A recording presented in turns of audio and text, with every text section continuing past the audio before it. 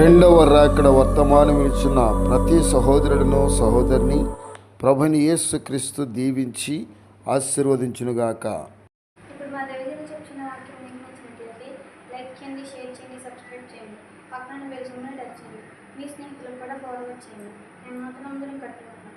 మీరు ఎవరైనా సహాయం చేయాలనుకుంటే ఆయన వారికి దయచేయండి. ఫోన్పే బ్యాంకులు కూడా చేస్తాం. దేవునికి స్తోత్రం. ప్రియమైన దేవుని పిల్లరా, మన ప్రభును రక్షకుడైన యేసుక్రీస్తు యొక్క నామంన మీకు, మీ పిల్లలకు, మీ శ్రేయభిలాషులకు నా వందనాలు తెలియజేస్తున్నాను.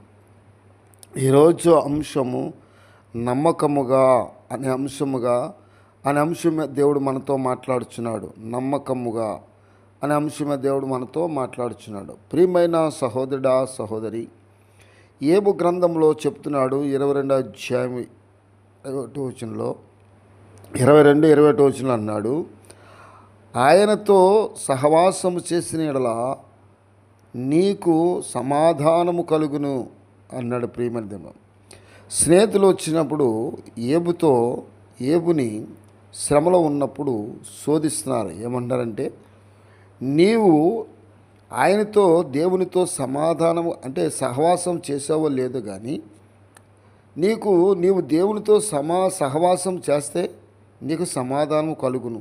అదే నీకు ఇన్ని శ్రమలు ఎందుకు వచ్చినాయి? ఆస్తి పోయింది, బిడ్డలు పోయారు, స్నేహితులు పోయారు, అన్నీ భార్య విడిచిపెట్టేసింది. కానీ ఇక్కడ ఏమన్నారంటే, ఆయనతో సహవాసం చేసిన యెడల నీకు సమాధానము కలుగును అన్నాడు. ప్రియమైన సహోదరుడా, మనమందరము కూడా దేవునితో సహవాసం చేసినప్పుడు మనకు సమాధానం కలుగుతుంది. దేవుని యొక్క ఆశీర్వాదాలు, దేవుని యొక్క మేలు నీపైన ఉంటుంది. చదువుకొనుచున్న సహోదరుడా, విద్యార్థి సహోదరులారా, మీరందరూ కూడా దేవుని యొక్క వాక్యాన్ని గమనించాలని దేవుని పేట మనం చేస్తున్నాను. మనము దేవునితో సహవాసం చేయాలి. చెడు సహవాసాలు కాదు, స్నేహితులతో కాదు, ఈ లోక స్నేహితులతో కాదు. ఈ లోక స్నేహితులు అంతంత వరకు ఉంటారు. కానీ మనము దేవునితో సహవాసం చేసినప్పుడు ఆయన, ప్రియమైన సహోదరుడా, సహవాసం చేసినట్లా నీకు సమాధానం కలుగుతుంది. ఎక్కడైనా ఇంటిలో సమాధానం కలుగుతుంది, బయట సమాధానం కలుగుతుంది, స్నేహితులు సమాధానం కలుగుతుంది, అన్ని విషయాలు సమాధానం కలుగుతుంది. రెండవది ప్రకటన గ్రంథం 2వ అధ్యాయం 10వ వచనం అన్నాడు, మరణము వరకు నమ్మకముగా ఉండుము, నేను నీకు జీవ కిరీటం ఇచ్చేదను. మరణము వరకు ఎవరైతే దేవునితో సహవాసం చేస్తారో, సమాధానముగా ఉంటున్నారో, అలాగే దేవునిలోకి వచ్చిన వారు, దేవునితో నడుస్తున్నవారు, దేవునిలో ఉన్నవారు, దేవుని నమ్ముకున్నవారు, వీరిని ఏమన్నాడంటే, మరణము వరకు నమ్మకముగా పనిచేయి, ఉండుము, నేను నీకు జీవ కిరీటం ఇస్తానన్నాడు. పరిచర్య చేసేవారికి, దేవుని యొక్క వాక్యం ప్రకటించిన వారికి, మందిరాల్లో పరిచర్య చేస్తున్న వారికి, దేవుని యొక్క సువార్త ప్రకటన చేస్తున్న వారికి, ప్రతి ఒక్కరికి ఏమంటాడంటే జీవ కిరీటం ఇస్తానన్నాడు. ఎప్పుడు? మరణము వరకు కూడా నమ్మకముగా దేవుని పని చేసిన వారికి జీవ కిరీటం దొరుకుతుంది. జీవ కిరీటాన్ని పొందుకోవాలంటే, ఆ జీవ కిరీటం మనం ధరించుకోవాలంటే దేవుని పని నమ్మకముగా చేయాలి, అపనమ్మకముగా చేయకూడదు. దేవుని పని నమ్మకముగా చేసినప్పుడు మనకు దేవుని యొక్క కృప మనకు తోడుగా ఉంటుంది. ఆయన నీకు జీవ కిరీటం ఇస్తానన్నాడు. మూడవదిగా ద్వితీయోపదేశ కాండము 30వ అధ్యాయం 8వ వచనం అన్నాడు, నీ ముందర నడుచువాడు యెహోవా. నువ్వు సువార్తకి వెళ్ళినా, నువ్వు సేవ చేస్తున్నప్పుడు, నువ్వు ప్రయాణం చేస్తున్నప్పుడు, దేవుని యొక్క వాక్యం ప్రకటిస్తున్నప్పుడు ఏమనంటే, నీ ముందర నడుచువాడు యెహోవా, ఆయన నీకు తోడయుండును, ఆయన నీకు తోడయుండును అన్నాడు. దేవుడు మనకు తోడుగా ఉంటాడు. దేవుని కృప మనకు తోడుగా ఉంటుంది. ఎప్పుడు? నీవు సేవకు బయలుదేరినప్పుడు, సువార్త ప్రకటన చేస్తున్నప్పుడు, ప్రయాణం చేస్తున్నప్పుడు, అన్ని విషయాల్లో కూడా దేవుడు నీకు తోడుగా ఉంటానని దేవుని యొక్క వాక్యము వాగ్దానం చేస్తున్నాడు. కనుక దేవుని పని నమ్మకముగా చేసినప్పుడు దేవునిలో మనము సమాధానంగా ఉన్నప్పుడు, సహవాసం చేస్తున్నప్పుడు ఆయన తోడుగా ఉంటాడు. ఆయన నీకు సమాధానం కలుగజేస్తానన్నాడు. మరణము వరకు నమ్మకముగా ఉండుము, నేను నీకు జీవకిరీటం ఇస్తానన్నాడు. మళ్ళీ ఏమంటే, నీ ముందర నడుచువాడు యెహోవా, ఆయన నీకు తోడైయుండును. నీకు తోడుగా ఉండాలంటే ప్రియమైన సహోదరుడా, భార్య ఉండొచ్చు, తోడుగా ఉంటానంటది. శ్రమ వచ్చినప్పుడు భార్య తొలగిపోద్ది, ఏబు భార్య తొలగినట్లుగా. అలాగే దేవుడు మట్టికి నీ ముందర నడుస్తాడు. ఆయన నీకు తోడై ఉంటాడు. ఆయన నీకు తోడై ఉంటాడు. ఆయన నీకు తోడుగా ఉంటాడు. ఆయన నీ ముందర నడుస్తాడు, నీ వెనకాల నడుస్తాడు. ఇశ్రాయేలు కాపాడువాడు కునుకడు నిద్రపోవనట్లుగా ఆయన నీ ముందర నడుస్తాడు, వెనకాల కూడా నడుస్తాడు. ఇశ్రాయేలు ప్రజలు నడిపించిన దేవుడు నిన్ను నడిపించడా, నీకు కూడా తోడై ఉంటాడు. ఎందుకంటే నమ్మకముగా ఉండాలి. మనం దేవుని పనిలో, దేవుని సేవలో నమ్మకముగా చేసినప్పుడు ఇవన్నీ కూడా మనకు కలుగుతాయి.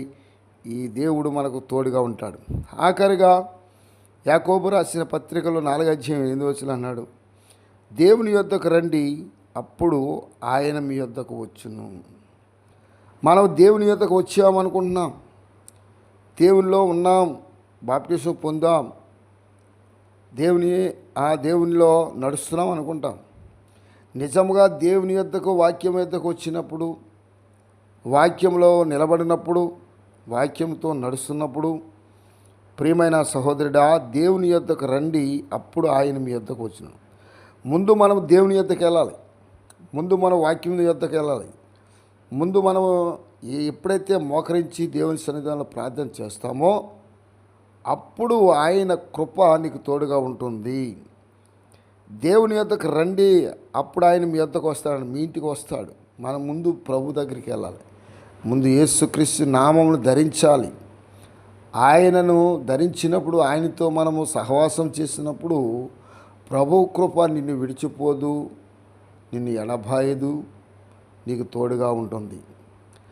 ఎప్పుడు దేవుని యొద్దకు వచ్చావు, పనిచే నమ్మకముగా సమాధానం కలుగజేసేవాడు ఆయనే, నీకు తోడై ఉండేది ఆయనే.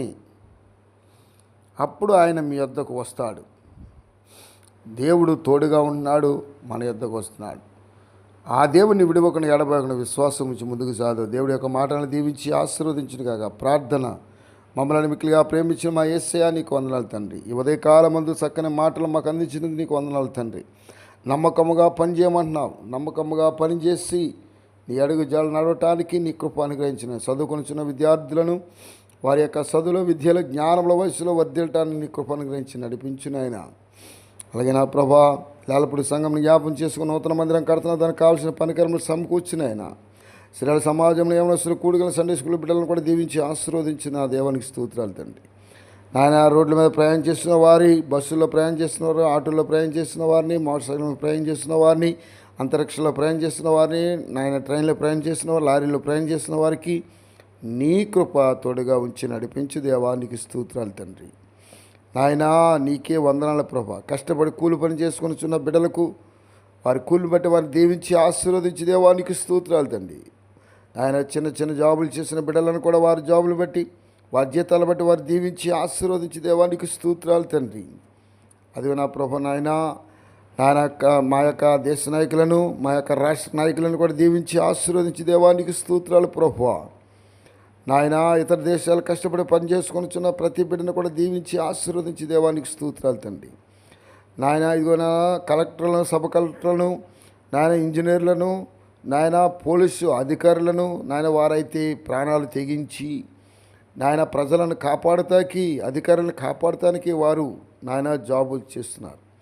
వారి కుటుంబములను వారిని కూడా దీవించి ఆశీర్వదించి దేవా, నీకు స్తోత్రాలు తండ్రి.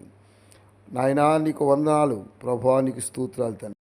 నీ కృప అనుగ్రహించమని, నీ మహిమ చేత నింపి నడిపించి తల్లిదండ్రులు లేని బిడ్డలకు తెలివి, జ్ఞానమును, ఆలోచన శక్తిని అనుగ్రహించమని, ఈ పరిచర్యలో పాలు పొందుతున్న ప్రతి అవసరాలను కూడా దీవించి ఆశీర్వదించమని, నీవే ఘనత మహిమ పొందమని నజరేయుడైన యేసుక్రీస్తు యొక్క నామమున అడిగి వేడుకొనుచున్నాను తండ్రి. ఆమేన్.